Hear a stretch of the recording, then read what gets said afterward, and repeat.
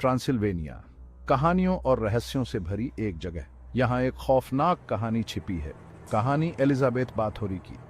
इतिहास उसे खूनी रानी के नाम से जानता है। उसके काम उसके जुनून और क्रूरता का नंगा नाच थे। एलिजाबेथ बाथोरी अमीरी और शोहरत में पैदा हुई थी, फिर भी वो खुद के बनाए हुए बुरे सपने में डूब गई। उसकी कहानी डरपोक लोगों के लिए नहीं है, ये इंसानी फितरत के सबसे गहरे अंधेरे में उतरने जैसा है। ये कहानी है ताकत की, दीवानगी की, ये कहानी है खून की। 1560 ये वो साल था जब एलिजाबेथ बाथोरी इस दुनिया में आई। एक ऐसा साल जो इतिहास में दर्ज हो गया। उसका जन्म हंगरी के सबसे ताकतवर परिवारों में से एक में हुआ था। एक परिवार जो अपनी शक्ति और प्रतिष्ठा के लिए जाना जाता था। उसके खानदान में दौलत, रसूख और फौजी ताकत की कहानियां भरी थी। ये कहानियां पीढ़ी दर पीढ़ी सुनाई जाती थी। जवान एलिजाबेथ के पास सब कुछ था। उसकी जिंदगी में किसी चीज की कमी नहीं थी। खूबसूरती, दिमाग और शाही परवरिश, ये सब उसे विरासत में मिला था। लेकिन इस चमक दमक के पीछे अंधेरा छिपा था। एक ऐसा अंधेरा जो धीरे धीरे उभरने वाला था। कुछ लोग कहते हैं कि उसे अपने खानदान से पागलपन मिला था। ये पागलपन उसकी रगों में दौड़ता था।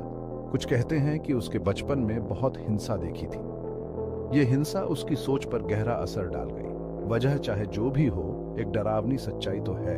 एलिजाबेथ बाथोरी अलग थी। उसकी आंखों में एक अजीब सी चमक थी।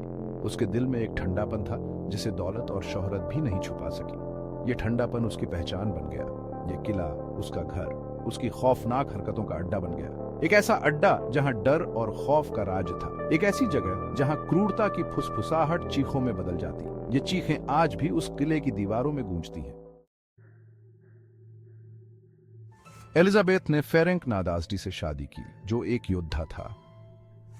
उनकी शादी एक भव्य समारोह में हुई थी जिसमें पूरे राज्य के लोग शामिल हुए थे। वो अक्सर युद्ध पर रहता था, अपनी जवान बीवी को किले में अकेला छोड़कर।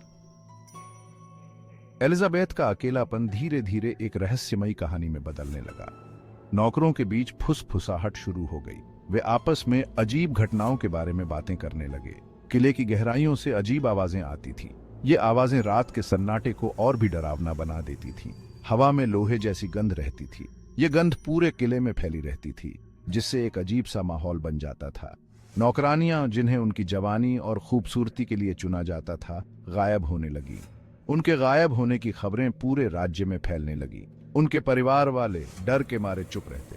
वे कुछ भी कहने से डरते थे क्योंकि उन्हें अपनी जान का खतरा महसूस होता था। वो कहते थे कि एलिजाबेथ को एक अजीब सी बीमारी हो गई है, खून का भयानक जुनून। ये जुनून उसे और भी खतरनाक बना रहा था। वो मानती थी कि खून में हमेशा जवान रहने का राज छुपा है।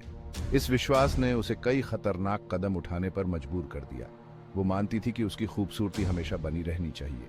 इसके लिए वो किसी भी हद तक जा सकती थी, चाहे उसकी कोई भी कीमत क्यों न चुकानी पड़े। उसकी दृढ़ता और जुनून ने उसे एक खतरनाक महिला बना दिया था। अफवाह और हकीकत के बीच की रेखा धुंधली पड़ गई। एलिजाबेथ की क्रूरता की कोई सीमा नहीं थी। जवान किसान लड़कियां, जिन्हें काम के बहाने किले में बुलाया जाता था, उसकी शिकार बनती गई। उन पर इतने जुल्म किए जाते कि बताना भी मुश्किल है।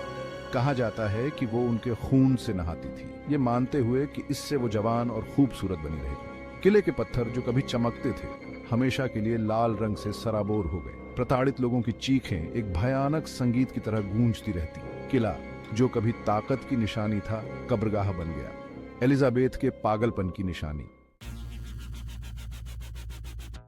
बरसों तक एलिजाबेथ बेखौफ अपने काम करती रही। अपने शाही खून और लोगों के डर ने उसे बचाए रखा। लेकिन अंधेरा हमेशा के लिए नहीं छुप सकता। 1610 में राजा मैथियास II तक ये खौफनाक खबरें पहुंची। उसने जांच के आदेश दिए। किले की दीवारों के अंदर उन्होंने जो पाया, वो देखकर सबसे कठोर दिल वाले भी डर गए। सबूत साफ थे। यातना देने वाले कमरे, खून से सने औजार और ढेरों लाशें जिनका खून निकाल लिया गया था। एलिजाबेथ बाथोरी, खूनी रानी, को गिरफ्तार कर लिया गया। उसके आतंक का राज खत्म हो गया था। एलिजाबेथ के मुकदमे ने पूरे हंगरी को हिलाकर रख दिया। यह मुकदमा इतिहास के सबसे चर्चित मामलों में से एक बन गया। 600 से ज्यादा गवाहों ने उसके खिलाफ गवाही दी। हर गवाही ने उसकी क्रूरता की एक नई कहानी बयां की।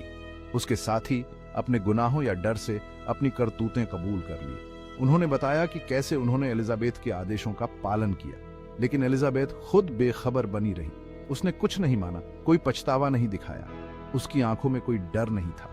अदालत ने उसके गुनाहों से डरकर उसे ताउम्र कैद की सजा सुनाई। यह सजा उसकी क्रूरता का अंत करने के लिए दी गई। उसे उसके ही किले में कैद कर दिया गया। यह किला अब उसकी जेल बन गया। एक कमरे में बंद कर दिया गया जहां सिर्फ खाना और हवा आने के लिए एक छोटा सा छेद था।